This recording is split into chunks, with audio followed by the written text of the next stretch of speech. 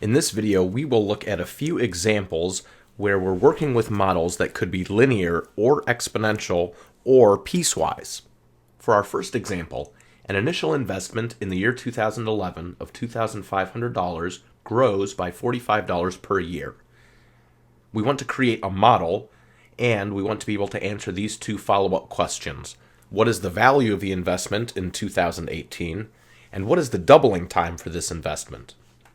We first need to determine what type of model we have, whether it's linear or exponential, or maybe piecewise.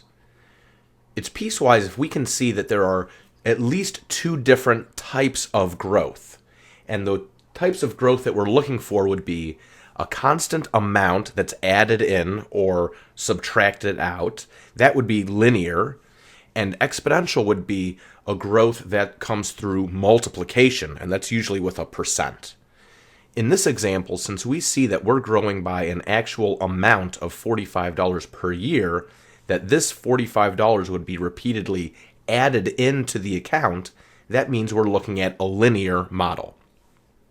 There are two variables in this model. One variable is the length of the investment, how many years long is the investment, and the other variable would be the actual value of this investment. So we want to define those variables before we make our equation. We'll use V to equal the value of the investment, and we'll use T to equal the number of years, but remember that we want our models to have an initial value when our input is 0. So we don't want T to be the actual year like year 2000, but we want T to equal the number of years since the year 2011, because that's the year of the investment, the year it was deposited. So our starting year is the year 2011, and so our variable T will represent how many years have passed since the year 2011. And our linear model is based on two main quantities. One would be the starting amount, and the other quantity would be this constant rate of change. So we see from the words that it starts at $2,500, and then it grows, so we're adding in $45 each year. So however many years have passed since 2011, we're adding in $45 for each one, or that many times. So that's why we've got an initial amount of $2,500 plus 45 times T, because this 45 is $45 per year, so we would need to multiply that $45 by how many years this investment has been invested. So we've got this equation for our model, starting amount and a constant rate of change. Now that we have this equation, we can answer these follow-up questions. First, what is the value of the investment in the year 2018? Since T is the number of years that have passed since the year 2011, the year 2018 is 7 years later, so T equals 7. And we can use 7 in place of T in this equation, and this will calculate the value of this investment. After 7 years, where we're gaining $45 each year, that would amount to a $315 increase, plus the original $2,500 to equal $2,815 as the value of this investment in the year 2018. The second question is asking for the doubling time of this investment. So we're looking for how long would it take for this investment to double, so to go from $2,500 initially to grow twice as big to $5,000. We can use this model again, that the value of the investment is $2,500 plus 45 for each year of the investment, and we're asking, when would this value equal 5,000? So when will $2,500 plus 45 for every year eventually equal $5,000, double what we started? Well, we can see, of course, there are lots of ways that we can solve the equation from here, but I think it's important for us to see that we're looking for when will $45 per year equal 2,500. We're looking for when will this term right here amount to 2,500, so that added to our original 2,500 would get us to the doubled 5,000. So we're looking for when will $45 over and over and over, added in again and again and again, when will that equal 2,500? And we can solve this equation thinking about opposite operations. This unknown number of years is being multiplied by 45 to equal the $2,500. So if we go in reverse with division, 2,500 divided by 45, we see t equals about 55, a little more than 55 and a half years. So that's how many years it would take for this investment to double from $2,500 to $5,000. Now let's take a look at the second example. An initial investment of $2,500 in the year 2011 grows by 1.4% each year.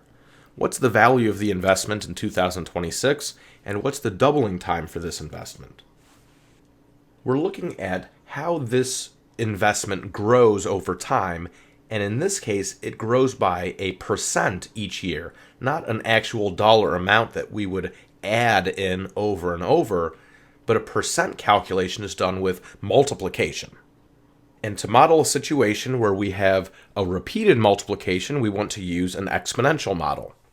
Let's define our variables again. Let's use V for the value of the investment. T equals the years since our starting year. It's 2011 again. T equals years since 2011. And now let's start to put together this equation. V equals, like linear models, we're still interested in this starting amount. It's sort of the basis for this model. So we're using that $2,500 starting amount again for this exponential model. But we have a difference that we're not adding and we're not subtracting, but the kind of growth that we have is through multiplication, a percent change. So we have to think, what do we multiply to $2,500 to make this investment grow by 1.4% each year? Through multiplication, we want to think about every model starts at 100%, so a 1.4% increase would be like added into 100%. So essentially, we're trying to calculate 101.4% of 2,500. That's how we're doing this 1.4% increase. And we still like to change that percent into a decimal when we do the multiplication. So we're multiplying by 1.014 to accomplish a 1.4% increase. And now we're thinking about using a variable that should tell us how many times do we do this multiplication. We know that it happens each year, so our variable needs to say, do this multiplication once for each year. And the way that we say do a repeated multiplication is that we have to use an exponent. And so the number of years now shows up as an exponent because it's telling us do a repeated multiplication over and over and over instead of a repeated addition, which is what we have with linear models. So here is our model of this exponential scenario where we have a percent growth. And now we can answer these two follow-up questions. First, what is the value of the investment in 2026? So again, we need to come up with what is our value of t so that we can evaluate this expression, what we have here on the right side of the equation. And in the year 2026, how many years have passed since our starting year, which was 2011? So that looks like 15 years have passed. So taking our equation, we're going to have 15 as the exponent, that we're going to do this multiplication 15 times, once for each year since the starting year 2011. When you do this calculation, you want to make sure that you're following order of operations. So you might need to do the exponent part first, and depending on the calculator that you're using, you might need to even equal that out and then multiply the answer times 2,500. So you should be coming up with an answer like $3,079.71 if you round it to the nearest cent. This second question about the doubling time for the investment is a little bit trickier to solve algebraically than it was with that linear model that we just had. So there's one main idea that we should think about when it comes to doubling time of an exponential model, that it really has nothing to do with the actual amount that you start with. we really don't care about the 2,500 part. What we're interested in is when will this 1.014 to the power of t, when will this part equal 2? So that the value of the investment would double. We'd see $2,500 times 2. So when will we get, what does the exponent have to be so that this chunk right here is going to equal 2? And that's going to make the investment double. So how long is that going to take? Now this equation where our variable is now up in an exponent, it takes a kind of a new layer of algebraic skills to solve this equation. So for now, we're just going to talk about how we can do it with a little trial and error. That's not too bad. And in a different video, we'll talk about the algebra that you could use to solve this equation. So looking at what we did for part A, after 15 years, how did this look? Was it close to doubling? Really no. So doubling would be up to $5,000. We're only up a little over 3,000. So I know that if I'm going to start taking some guesses at what exponent might work, it's got to be more than 15. So I'm going to try 1.014 to the power of 30. So if I do a 1.4% increase, which is the 1.014, if I do that 30 times, that only equals 1.5. That's only like a 51% increase. So let's crank it up and try 1.014 to the power of 50. And that equals very, very close to 2. So what we're saying is, going back to our model, if our exponent was 50, then 1.014 to the power of 50 would equal 2, and 2 times 2,500 would double it up to 5,000. So the number that would be necessary in that exponent to get us up to 5,000 is about 50. 50 years is the doubling time for this investment. So that's the idea with doubling time, thinking about what kind of exponent would we need in there to get our percent increase to actually equal like 2, so that in our model we'd be multiplying our starting amount by 2 to make it double. And now the last example, an initial investment in the year 2009 of $2,480 grows by $35 per year for the first 12 years. After that, it grows by 1.59% per year. And a couple of follow-up questions. Well, looking at how this model grows over time, we see that there are two different kinds of growth. So we're going to need some kind of piecewise model. It first grows by $35 per year, an actual amount that would be added into our initial investment, and that's a linear model. So our first piece is going to be linear, and after that it grows by 1%, and that's an exponential scenario. So our second piece is actually going to be a little exponential model.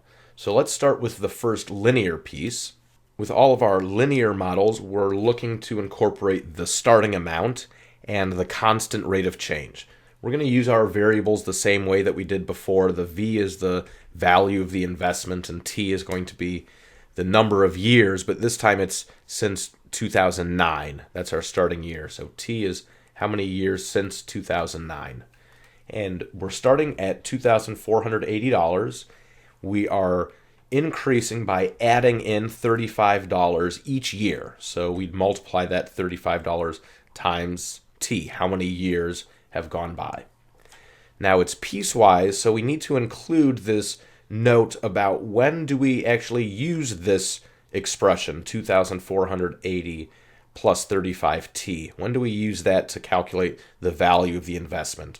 And we only do that for the first 12 years. So we'll include right here that the t, the number of years since 2009, it has to be less than or equal to 12. So you're in your first 12 years when you're using this first piece, the linear piece, growing by $35 per year. Now the second piece, we know that that is going to be an exponential expression because we have a percent increase, and percent is accomplished with a multiplication, and repeated multiplying is making exponential. But we don't really know what our starting amount is here for this second piece. This second piece, which is modeling the amount of money in this investment, The second piece begins where the first piece leaves off. So what we have to do is figure out where would we be at money-wise at the end of year 12, at the end of that first piece of linear growth, because that amount is going to be the starting point for the second piece, the exponential growth. So we'll go to the side here and take that linear piece and say after 12 years, at the end of that first piece, what's the value of this investment? And it comes out to be $2,900. So that's the starting point for this second piece. And now we've got an exponential growth, so we're multiplying. We're thinking about how do you accomplish an increase of 1.59%. So I like to think we're starting at 100%, adding in 1.59% gets us to 101.59%. So as a decimal, we're multiplying by 1.0159. And this happens repeatedly, so we need an exponent. It's the years, but it's not all of our years, right? The first 12 years are worked into the first part, the linear growth. So years 1 through 12, we got $35 per year. We can't start trying to get this 1.59% for all those years again. So we need to subtract out the 12 years from the first piece. So our exponent is how many years have passed, but take out the 12 that come from the 12 years in the first piece. And then let's just include that note. You might want to throw parentheses around that exponent. It's important for us to know that we need to take care of that subtraction before we actually do our exponent. That subtraction comes up front. So in parentheses is a helpful way to write that. And then the note that this expression, 2,900 times 1.0159 to the power of t minus 12, we only use that once you've gone past 12 years of investment. So t has to be greater than 12. So we've got the two pieces representing the two different types of growth, one linear, one exponential. And now let's hit the follow-up questions. First, what's the value of the investment in the year 2015? So what would be the value of t? How many years have passed in this investment? Well, if it starts in 2009, then t would equal 6. Only 6 years have passed. And remember, we can always subtract, take the 2015, take away 2009 to see what t would equal, how many years have passed. So now that we know that t equals 6, we need to figure out which equation do we use. We're going to go with the first one, which is used when t is less than or equal to 12. So we're only in year 6. We're still in the linear part of this investment. So we're going to use that first equation. V equals 2480 plus 35 times 6. And multiply out, I got 210, and then add it in. We've got a value of 2,690 after 6 years in the year 2015. Taking a look at part B, what's the value of the investment in the year 2030? So what's t equal in this case? How many years have passed since the year 2009? This is going to be 21-year difference. T equals 21. And now t is large enough that we're into our second piece. T is definitely greater than 12. We're into our exponential growth. So I'm going to take this exponential equation, 2,900 times 1.0159 to the power of t minus 12. So 21 minus 12. And we know order of operations says take care of this part first, but I also want to just kind of keep in mind that the exponent tells us how many times are we doing this multiplication. And we know that we're supposed to be doing this once per year. This is how this thing grows. Once a year we get this percent growth. So I want to be thinking about how many years of exponential growth do we have. And if it's 21 total years for the investment and the first 12 was in linear, that only leaves 9 more years of this exponential growth. So don't get too lost here in kind of the algebra and the variables, but keep more in mind what is it that we're trying to accomplish. We're trying to accomplish that we do this percent increase repeatedly, and we have to multiply to do a percent increase, and we want to do it 9 times. Let's just knock this out. We want to do the exponent first, and then the multiply and get to a result about $3,342. So to summarize what we've been doing with these examples, we are basically searching for scenarios where we have linear growth, or linear model, or exponential growth, or an exponential model. And we're identifying linear models by seeing a repeated amount of an increase that would be like added in to a starting amount. And exponential growth shows up usually as a percent change multiplied by that original amount. And when we see two different types of growth, it just means that we have to take these situations one at a time. And maybe one piece could be linear while the next piece could be exponential. But we take each piece one at a time when we see that there's two different types of growth. Both linear and exponential have us focus on what's the starting amount and what is this kind of change that we have, whether it's added, subtracted for linear, or it's multiplied for exponential.